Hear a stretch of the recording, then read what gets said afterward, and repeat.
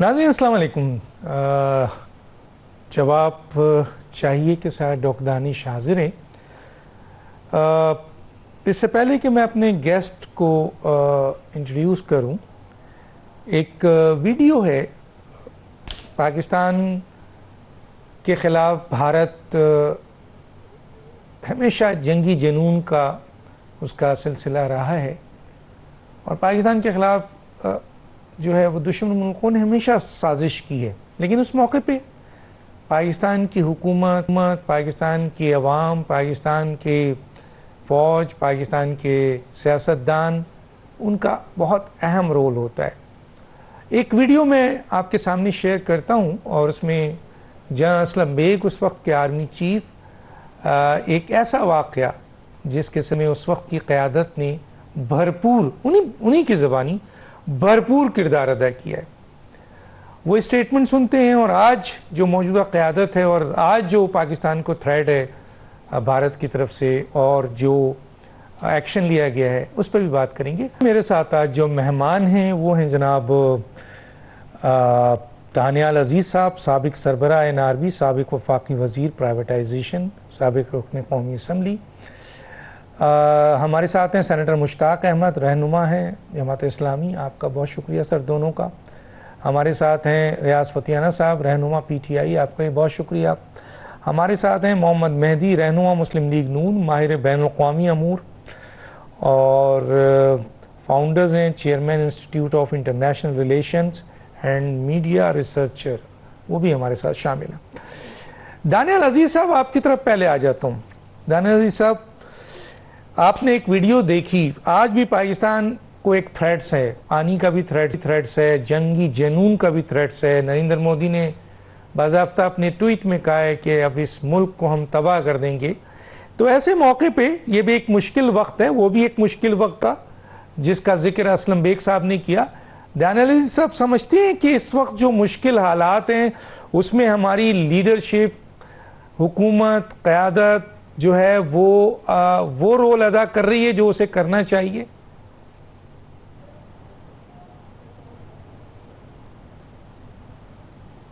جی، میرے خیال میں یہ سمجھداری کی بات ہے۔ دیکھیں، جو انڈس واٹر ٹریٹی ہے، سب سے بڑی جو اس وقت تک کیجولٹی نظر آ رہی ہے وہ انڈیا کا یہ دھمکی ہے کہ ہم پانی پاکستان کا ڈائیورٹ کریں گے۔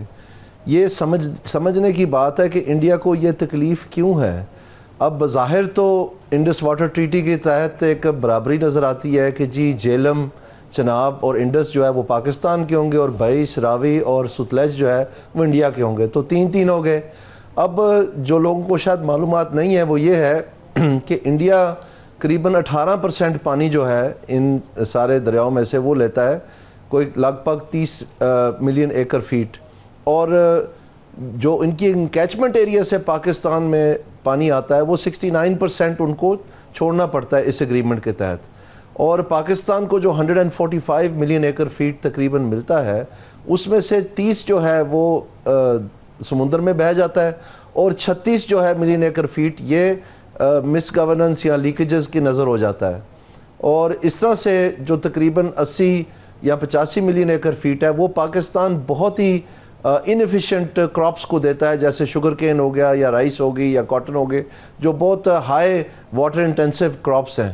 تو انہوں نے معاہدہ تو کر لیا، لیکن تل ملا اس لیے رہے ہیں کیونکہ وہاں بیٹھ کے وہ دیکھتے ہیں کہ ادھر جو ہے جیسے کہ پاکستان میں ایگریکلچر جو ہے وہ اتنا وافر، مطلب ان کے برابر، ان کے مقابلے میں ایک صورتحال ہے۔ اب معاہدہ تو وہ کر بیٹھے ہیں، تو وہ اب اس کو کیسے انڈو کریں، اور یہ پچھلی مرتبہ بھی انہوں نے یہ تھریٹن کیا، اور اس وقت سے یہ بات ان کو کھٹک رہی ہے جب سے انہوں نے مختلف ان کے جو سلال اور تدبل پروجیکٹس جو ہیں وہ ان کو ری ڈیزائن کرنے پڑے جب پاکستان نے ریئیکٹ کیا، اور انہوں نے وہ تلبل تو بالکل آبسلیٹ ہی ہو گیا، اور دوسرا جو ہے اس میں بہت سارا فرق پڑ گیا سلال جو ہے۔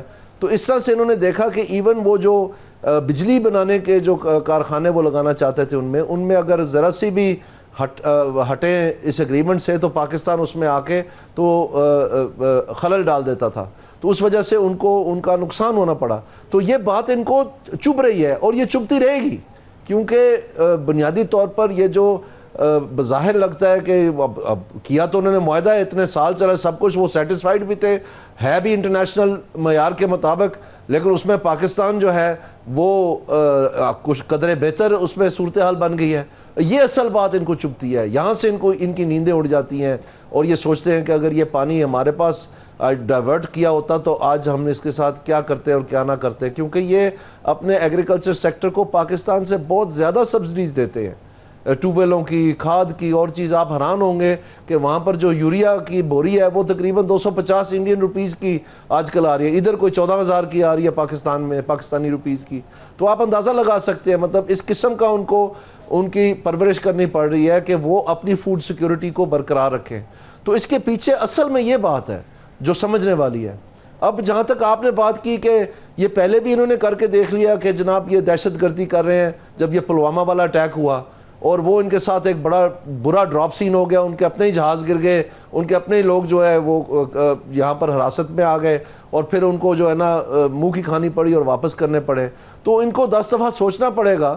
البتہ یہ ضرور ہے کہ جیسے انہوں نے کشمیر سے چھٹکارا حاصل کیا، یہ آئین میں تبدیلی کر کے کہ جو آئین کی شقیں تھی جس میں کشمیر کی ایک علیحدہ سٹیٹس برقرار رکھا گیا تھا، اس کو ختم کرنے سے ان کا خیال تھا کہ یہ پاکستان کو دبا لیں گے اور چین کے ساتھ ایک نیا ریلیشن شپ کھول لیں گے، کیونکہ لداخ کو انہوں نے اس میں نہیں رکھا. تو انہوں نے سوچا کہ ان کو علیحدہ علیحدہ کرتے ہیں.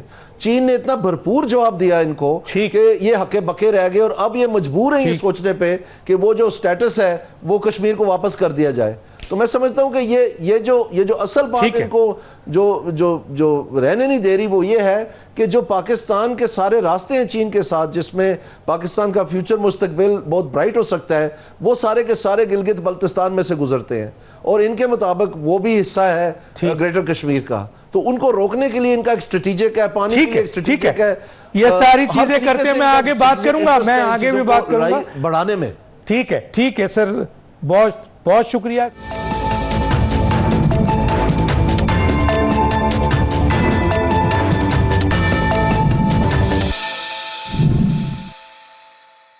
سینیٹر مشتاق احمد صاحب، یہ جو ابھی حالیہ واقعہ ہوا ہے، اس واقعے کے بعد ایک دم الزامات لگا ہے، ثبوت مانگا جا رہا ہے، لیکن وہ ثبوت نہیں ہے. ایون کہ حکومت نے کہا کہ ہم انڈیپینڈنٹ انکوائری کرنے چاہتے ہیں، پاکستان آپ اس میں شامل ہوں، اب بھارت اس میں کیا کرے گا.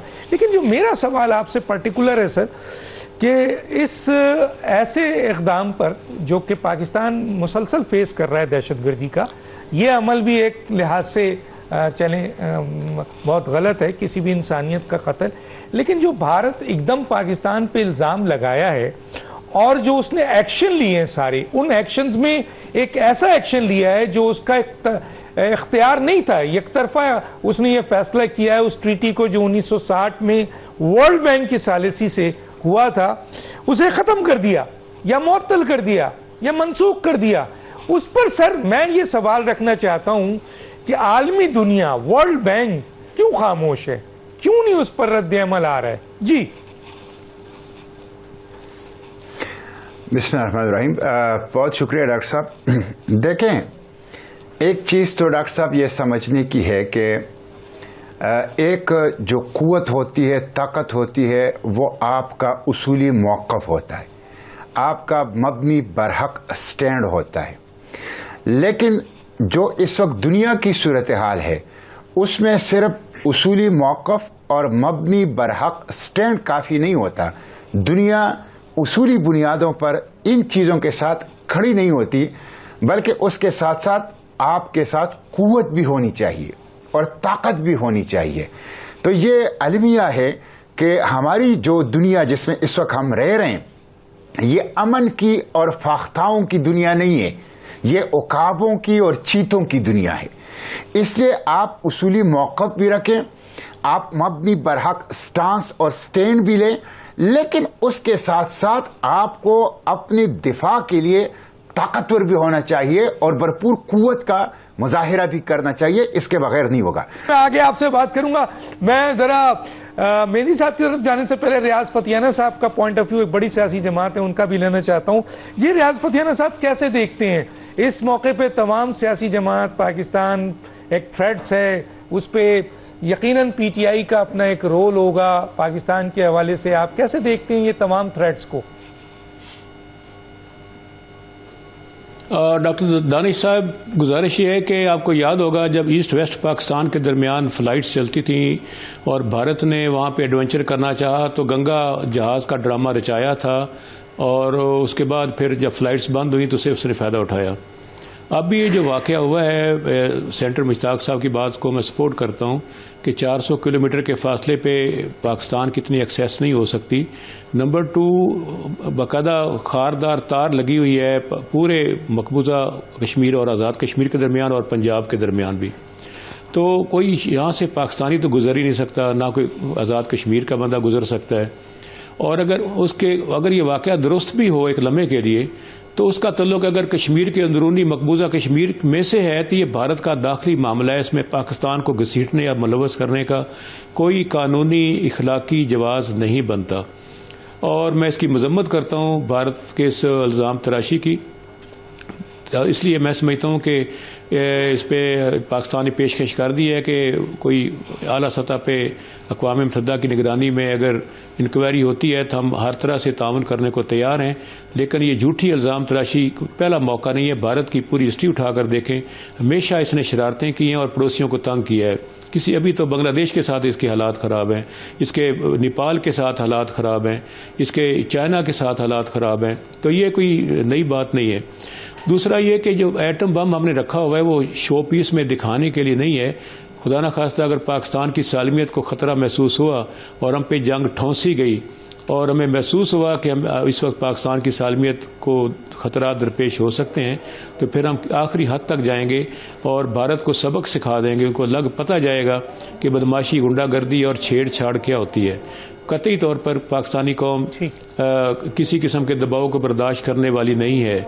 جہاں تک پاکستان تحریک انصاف کا تعلق ہے، ہم نے ہمیشہ کہا ہے کہ پاکستان سب سے پہلے مقدم ہے ہمیں، اور ہماری کسی سے کوئی اختلاف ہو سکتا ہے، اختلاف رائے ہو سکتا ہے، کوئی معاملات ہو سکتے ہیں، لیکن اگر جنگ ٹھونسی گئی پاکستان کی تو ہم پوری قوم متحد ہوگی اور ہم پوری قوم مل کر دفاعی اداروں کے ساتھ کھڑے ہو کر پاکستان کا تحفظ کریں گے اور ہر قربانی دینے کو تیار ہوں گے. اس میں کسی کو غلط فہمی یا شک و شبہ نہیں ہونا چاہیے.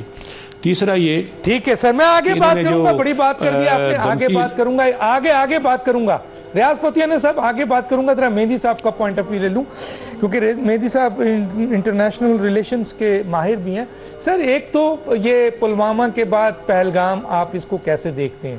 اور دوسرا میرا سوال ہے، اگر اسی میں شامل ہو گیا، بریک نہ ہوا، تو مجھے ذرا گائیڈ کیجئے کہ اتنا بڑا اقدام یک طرفہ کر رہا ہے، بین الاقوامی قوانین ہے، ورلڈ بینک خاموش ہے، عالمی ادارے خاموش ہے، کوئی بولتا ہی نہیں ہے کہ آپ غلط کام کر رہے ہیں. کیا کہتے ہیں مہدی صاحب؟ بسم اللہ الرحمن الرحیم. دیکھیے بات اصل میں یہ ہے کہ ہمیں اس کے پورے پرسپیکٹیو میں دیکھنا پڑے گا. ابھی ڈاکٹر یونس نے جو بیجنگ میں دورہ کیا اور وہاں پر انہوں نے جو تقریر کی، اور جس کے بعد پھر چین نے بات کری، اور وہ جو 7 ریاستیں ہیں جو بنگلہ دیش کے ساتھ ہیں، اور اس کے بارے میں یہ بات ہوئی کہ اس کا ایکسیس جو ہے سمندر کے ساتھ وہ بنگلہ دیش کے ساتھ ہے، وہ جو چکن نیک ہے اس جگہ سے نہیں گزرا جا سکتا. اب اس کے بعد اسحاق ڈار صاحب کا 27 تاریخ کو ڈھاکہ جانا اور یہ ساری صورتحال کے اوپر گفتگو کردہ، تو یہ صرف اتنی سی بات نہیں ہے کہ کشمیر کے اندر، کیونکہ بھارت کے چاروں طرف آج سے 1 سال پہلے سچویشن اور تھی، لیکن آج سچویشن اور ہے. اور بھارت کا جہاں تک پانی کا معاملہ ہے تو صرف پاکستان کے ساتھ ڈسپیوٹ نہیں ہے یا اس طرح کی حرکتیں نہیں ہیں. اور میرے ذاتی نالج کے مطابق پچھلے کافی سالوں سے بھارت کے جو یہاں پر ہائی کمشنر تھے یا جو آج کل چارج دی افیئر صاحبہ ہیں، وہ اس موضوع پر بار بار بات کرتی تھیں، اور وہ یہ پانی کے جو ایشو ہے اس پر جب بھی کبھی بات کی جاتی تھی تو وہ تھوڑا سا ان کے اندر ایک غصہ اور ایک وہ والی چیز پیدا ہو جائے. یا یہ کہا جاتا تھا کہ یورپی یونین کے اندر سب سے پہلے یہ ہوا کہ فرانس اور جرمنی نے اپنے پانی کے مسئلے کو سیٹل کیا، تو وہ اس طرف جو ہے، کیونکہ یہ دیکھیں یہ لائف لائن ہے پنجاب کی بھی اور سندھ کی بھی. یہ جو دریا ہیں یہ بنیادی طور پہ پنجاب کے تمام ڈویژنز کو یہی کور کرتے ہیں، یہ جھیلم اور چناب. اب اگر آپ اس کے پانی کو کو ڈائیورٹ کریں گے تو پاکستان کے پاس کوئی راستہ نہیں بچے گا کہ پاکستان اس پر جوابی بات نہ کرے. اب رہ گئی جہاں تک بات کہ انٹرنیشنلی کیا ہو رہا ہے, میرا خیال ہے کہ ایسا نہیں ہے کہ انٹرنیشنلی بات نہیں ہو رہی. آپ نے دیکھا کہ دنیا کے ہر ملک نے دہشت گردی کی ضرور مذمت کری, لیکن اس سے آگے جو انڈیا چاہتا تھا وہاں وہ انڈیا کے ساتھ کھڑے ہوئے نظر نہیں آئے. اور یونائٹڈ نیشن کے سیکرٹری جنرل صاحب نے بھی دونوں ممالک کے ساتھ بات کری, اور اس کے علاوہ جو ہمارے دوست ممالک ہیں وہ بھی دونوں ممالک کے ساتھ بات کر رہے ہیں, اور کوشش یہی کی جا رہی ہے کہ اس چیز کو جو ہے وہ نارملائز کیا جائے. جہاں تک ورلڈ بینک کی بات ہے, دیکھیے ورلڈ بینک کو جس وقت ہم جا کر ابھی شکایت کریں گے تو اس کے بعد ضرور ورلڈ بینک بھی جو ہے وہ اس پر اپنی رائے بھی دے گا اور اس کے اندر ثالثی میں آئے گا, کیونکہ ہم نے یہ دیکھا کہ جیسے دانیال عزیز صاحب نے فرمایا, میں دہراتا نہیں, کہ جب ہم نے کچھ سائٹس کے اوپر بات کری تو ورلڈ بینک سامنے آیا اور ورلڈ بینک نے آ کر ہماری بات کری, اور اس کے بعد جو ہے وہ سائٹس یا تو رک گئیں یا ان کے نقشے کے اندر جو ہے وہ تبدیلی آ گئی. اس لیے ایسا نہیں ہے کہ کوئی دنیا جو ہے وہ کوئی انڈیا کے ساتھ کھڑی ہوئی ہے. آپ نے دیکھا کہ سعودی عرب کے وزیر خارجہ نے بھی دونوں طرف بات کری, ایران والوں نے بھی بات کری, تو یہ چیزیں جو ہیں یہ نارملائز کی طرف جا رہی ہیں, اور آہستہ آہستہ جو ہے جو پھونک بھری ہوئی تھی مودی صاحب کے اندر, وہ مودی صاحب کی جو پھونک ہے وہ آہستہ آہستہ آپ دیکھ رہے ہیں ریلیز ہو رہی ہے, اور وہ چیزوں کو سمجھ رہے ہیں. اور پاکستان نے جس طرح جوابی بات کری, اور اس کے اندر بھی پاکستان نے ایک چیز کو قائم رکھا کہ جو راہداری اوپن کی ہوئی ہے پاکستان نے سکھوں کے لیے, پاکستان نے اس کو بند نہیں کیا, اور پاکستان نے یہ بھی نہیں کہا کہ وہ سکھوں کے جو ویزے ہیں وہ لوگ بھی 30 اپریل تک واپس چلے جائے. تو پاکستان نے بڑے اچھے انداز کے اندر ان کو جواب دیا ہے, اور جس ڈپلومیسی کی ضرورت تھی اس کی طرف پاکستان بڑھا ہے. اور میرا ذاتی سا یہ خیال ہے کہ پاکستان وقت کے ساتھ ساتھ جو ہے وہ چیزوں کو انفولڈ کرتا چلا جائے گا, اور ہندوستان کے لیے جو ہے وہ کوئی صورتحال اتنی زیادہ ون ون سچویشن والی نہیں ہوگی. بریک کے بعد آپ سے یہ سوال پوچھوں گا کہ کیا یہ بھی ایک فیکٹرز ہے, سینیٹر مشتاق صاحب سے بھی, دانیال عزیز صاحب سے بھی, اور ریاض فتیانہ صاحب سے بھی. ایک چھوٹے سا بریک لیں گے, پھر واپس آئیں گے.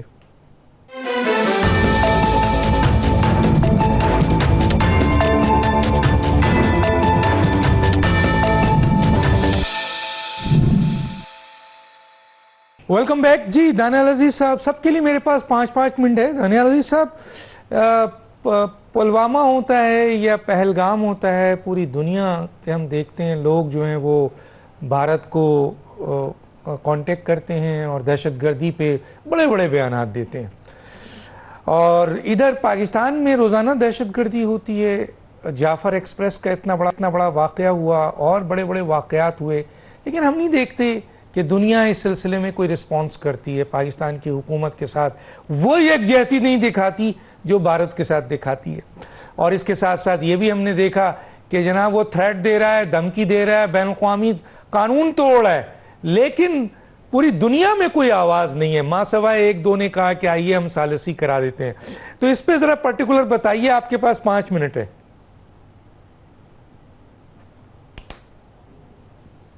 جی میرے خیال میں یہ بالکل آپ کی بات درست ہے. یہ 100 خون ان کو معاف ہیں. یہاں تک کہ آپ امیجن کریں کہ اگر کینیڈا میں کہیں ہمارے لوگ پکڑے گئے ہوتے کہ وہ کوئی قتل کر رہے تھے کسی انڈین کو یا کسی اور کو, یا امریکہ میں پکڑے گئے ہوتے, تو کیا کوہرام مچ جانا تھا پوری دنیا میں.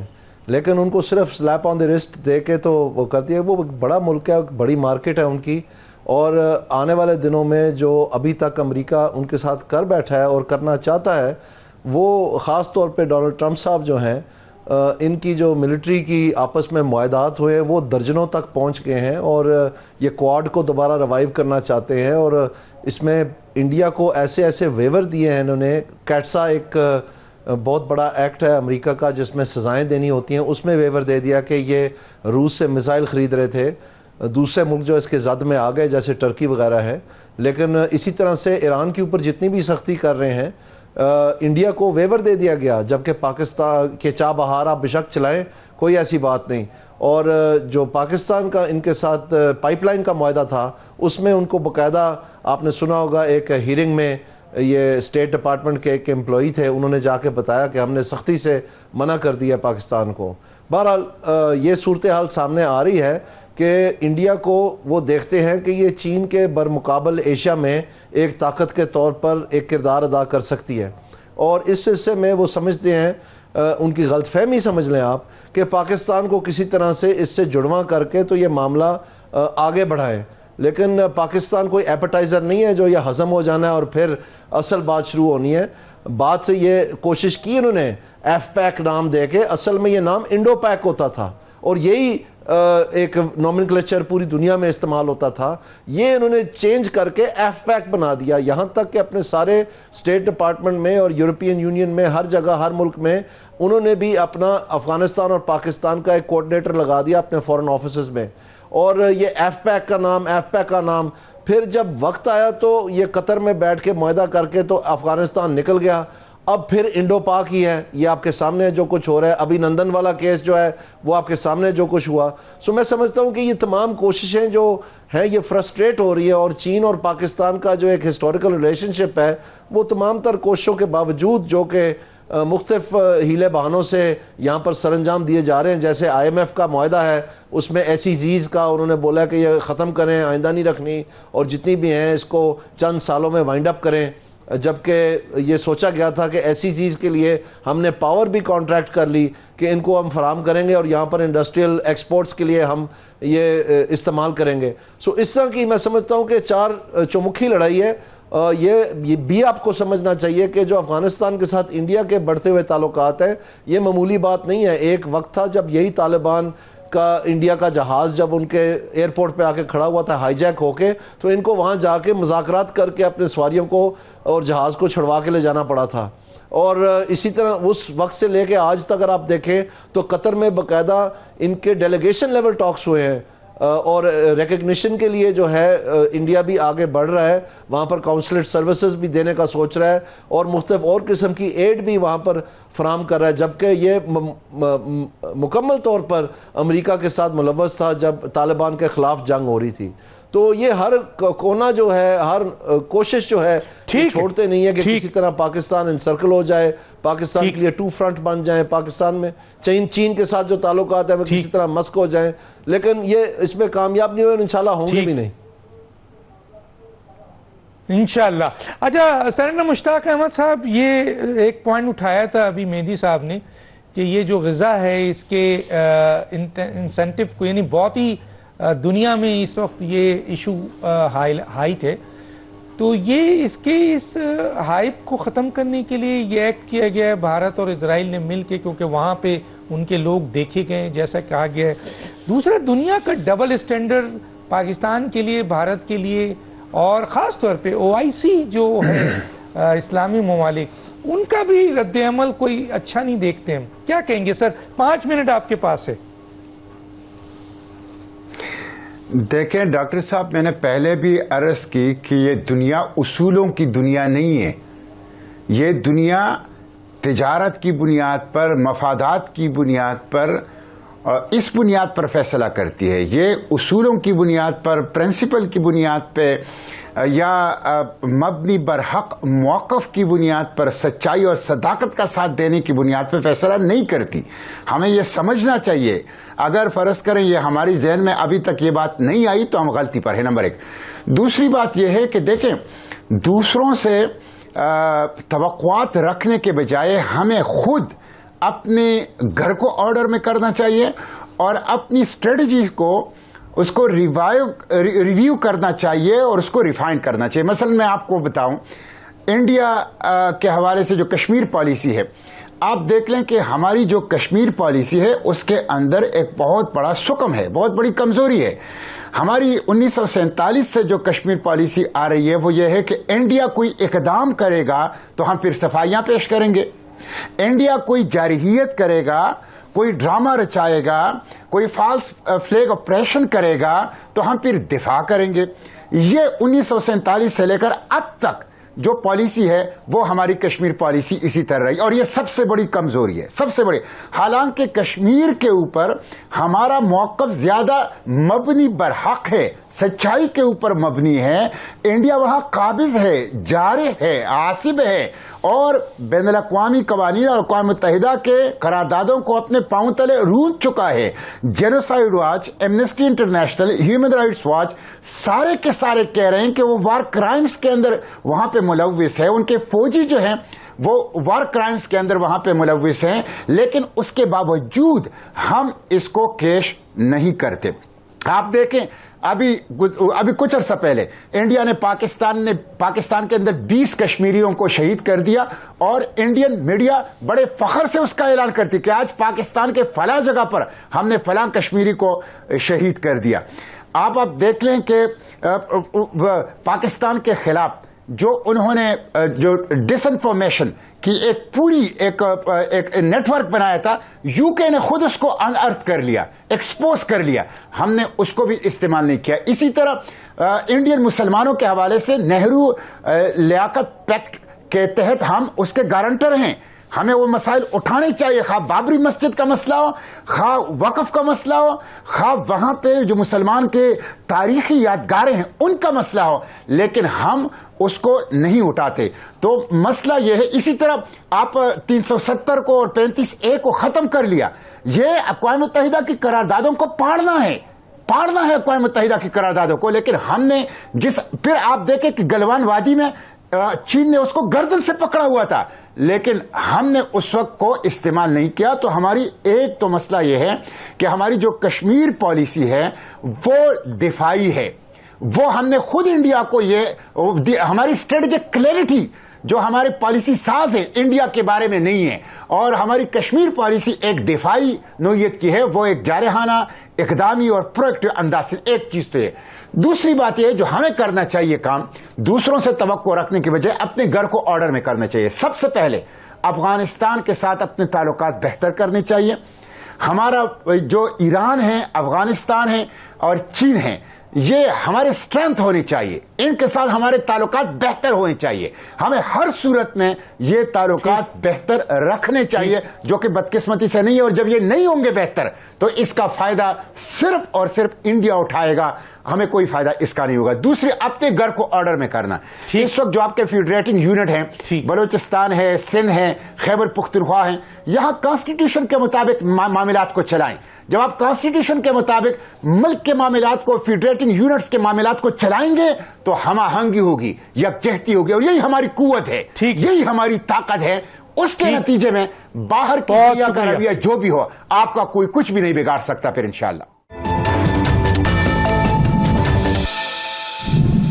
ریاض فتیانہ صاحب, یہ دنیا کا ڈبل اسٹینڈرڈ ہے, OIC کا ڈبل اسٹینڈرڈ ہے, یا ہماری سفارتی اور خارجہ پالیسی کمزور ہے جس کی بنیاد پر ہمارے ہاں دہشت گردی ہوتی ہے تو عالمی دنیا جو ہے وہ توجہ نہیں دیتی, بھارت میں ذرا سی ہوتی ہے تو پوری دنیا توجہ دیتی ہے, بھارت قتل بھی کرے تو اس کے خلاف کارروائی نہیں ہوتی, آواز تک نہیں اٹھتی. تو کیا یہ ڈبل اسٹینڈرڈ ہے دنیا کا, یا ہماری سفارتی ناکامی ہے, خارجہ پالیسی ہماری کمزور ہے؟ جی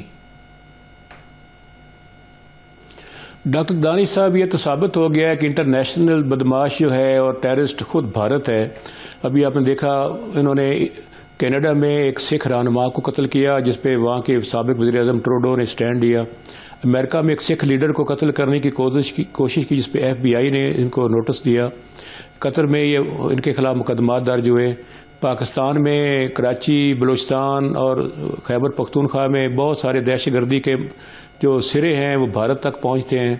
تو اس لیے اس سے ہندوستان سے خیر کی توقع رکھنا تو اپنے آپ کو دھوکہ دینے کی بات ہے.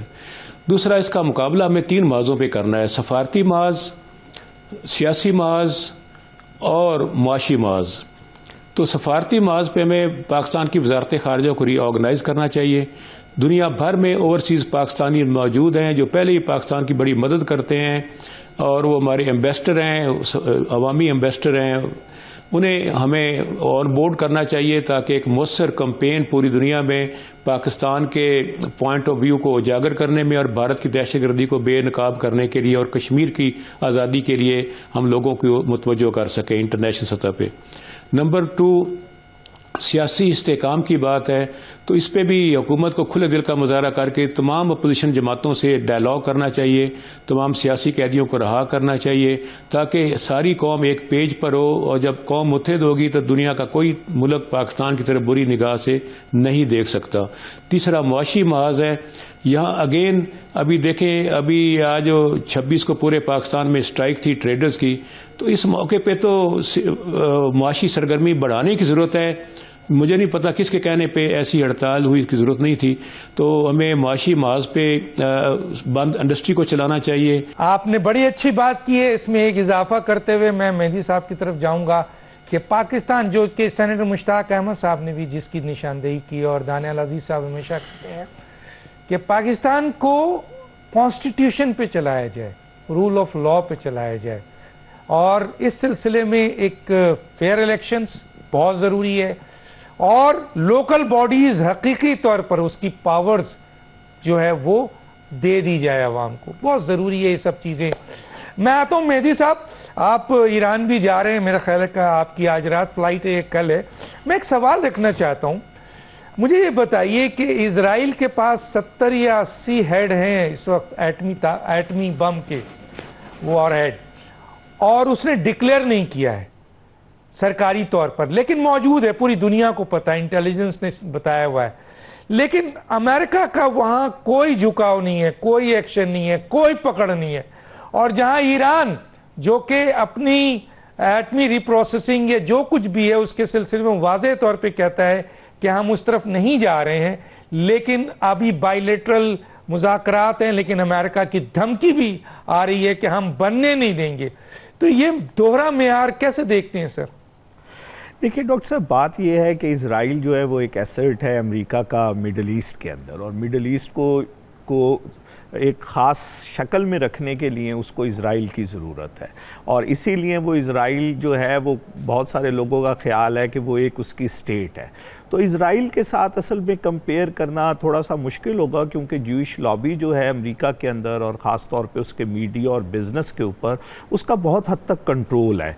तो इज़राइल के साथ तो आप ईरान को वो नहीं कर सकते, लेकिन बात यह है कि ईरान जो है वो उसने एक 5+1 का एक मुआहिदा किया था, और ट्रम्प साहब भी उस मुआहिदे से बाहर निकल गए थे।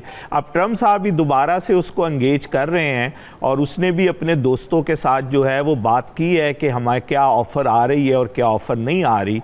तो उम्मीद यही की जा रही है कि ये चीज़ें भी शायद थोड़ी सी बढ़ेंगी और चीज़ें जो हैं वो बेहतरी की तरफ जाएंगी, क्योंकि ईरान ने डरना होता तो वो 79 से अब तक डर चुका होता। तो डरने वाला तो जो मामला है वो तो शायद इतना नहीं है, लेकिन हाँ वहाँ पर इकॉनमी और जो बाकी सूरत हाल है वो कोई इतनी अच्छी नहीं है।